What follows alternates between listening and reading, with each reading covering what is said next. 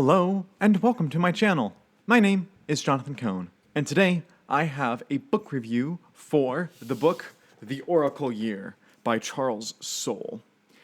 I have been a fan of Charles Soule for a while. I've read some of his Star Wars comics and really enjoyed them. I also read his Star Wars novel, Light of the Jedi, and I thought that was just a brilliant Star Wars novel, and so I decided to look out his other books, and this was one of his old books, The Oracle Year, and this was actually his debut in prose, in novels, and it was very, very entertaining. This is a book about a man who wakes up one morning, and he has 108 predictions about the future, and they all start coming true. And the book is about him reacting to that, how he uses those predictions, whether they're for good or for evil, and how it affects the world around him, and how it causes mass chaos. The pacing of this book, the feel of this book, the setup, and the tone, everything about this book reminded me of another book that I've read earlier this year, Extreme Makeover by Dan Wells. Now, Extreme Makeover is a much more out there plot and is much more sensationalized in what happens in the book. But both of them have a similar four-part structure. Both of them are action thrillers. Both of them include information being disseminated that causes chaos in the world. And both of them have characters who sometimes have not altruistic methods and reasons, and then end up trying to be altruistic in the end. And I really enjoyed both books, and they have that kind of similar thriller vibe. So if you read this and loved it, you'll probably read this and love it too. I just think that it's so paced so well. It's such a fast read. There's not necessarily action like too many car chases per se, but it's like there's things happening that propel you forward, and you have to find out what's going to happen next.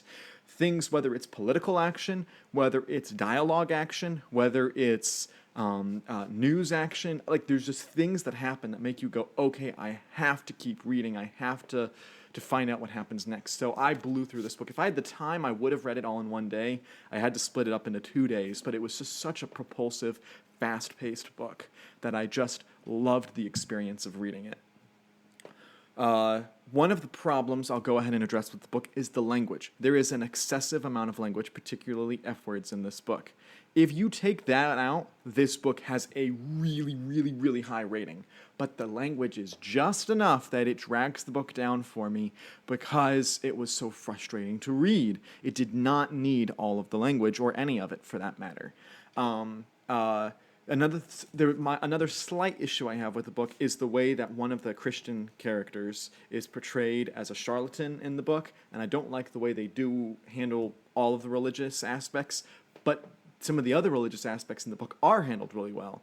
So that's kind of like a 50-50 for me.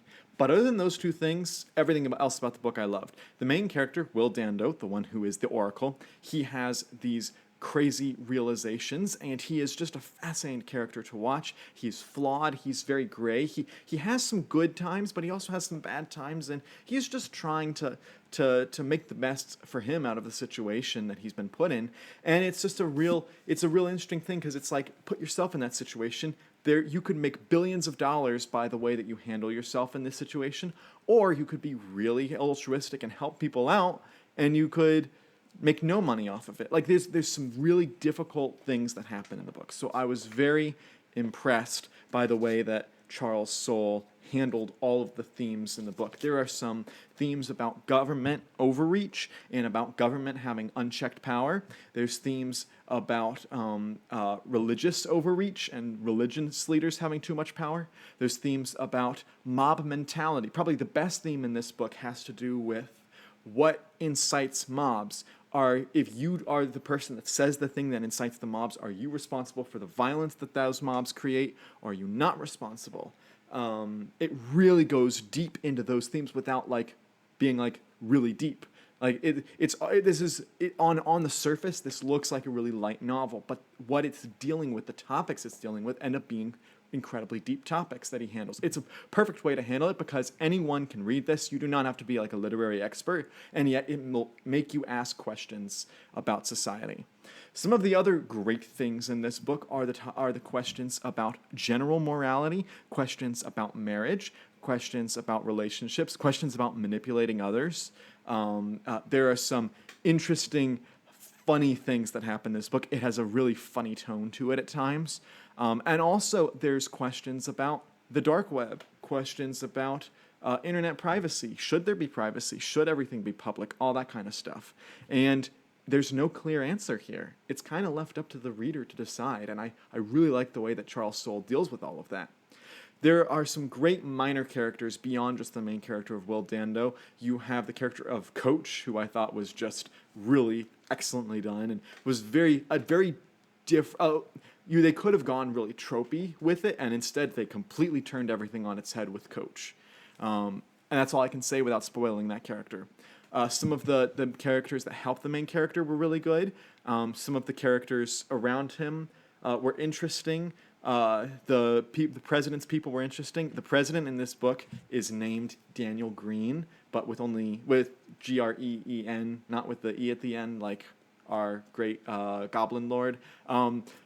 It's kind of funny when I was reading it because it wasn't spelled the same way, but I couldn't get that image out of my head. So maybe that was a poor choice of naming, but anyway, it worked. I liked the political overtones with those characters. I also liked the two hackers that we meet in Florida. I thought they were pretty funny, and I thought that they should have done a little bit more with Lee Shore at the beginning of the book. They should have had a few more chapters building her up, but other than that, I thought she was a really good companion character in this book. So overall, I really, really enjoyed this book. I think it is excellently paced. I think as a thriller book, you'll read it cover to cover. It's such a fast-paced book. Again, if you liked Extreme Makeover, you should like Oracle Year, and Oracle Year is a bit lighter than Extreme Makeover, so you should read it even faster. But they're about the same length. They both have 4 parts to the story structure. This has a bit of a less melancholy ending than Extreme Makeover, but they both have the big epic set piece of, oh my goodness, is the world going to end type thing. And so, as a whole, really enjoyed this. I give it an 8.7 out of 10. Really, really well done. Take out the language, it would have been like a 9.5. Like, seriously, some really good stuff here. So, that is my review of The Oracle Year. If you've read this book, let me know in the comments down below. If you have similar books that you think I should read, let me know as well. And if you're new to the channel, please subscribe and look at my other videos. Look at my review of Extreme Makeover, which was wonderful, a wonderful experience. And until next time, I'm Jonathan, and thank you for watching.